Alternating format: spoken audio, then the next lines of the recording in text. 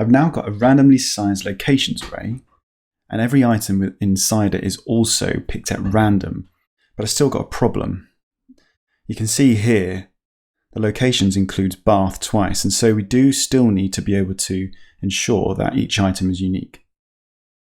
What I can do here is I can use the filter method. Now, when you're using the filter, it will loop through every single item in the array. It will give you its index and the full array. As long as you return true from this function, or a truthy value, it will keep that item. But if you return false, it will remove it from the result. I've pre-made this unique filter function above. And as you can see, it follows the same pattern. It takes the item, the index, and the full array. And the logic here is that obviously the first item isn't always going to be unique. Otherwise, it will compare this item to all of the items previous.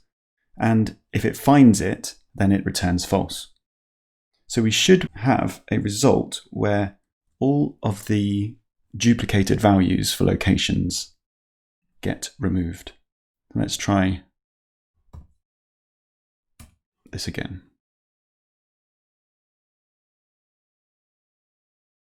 Brilliant.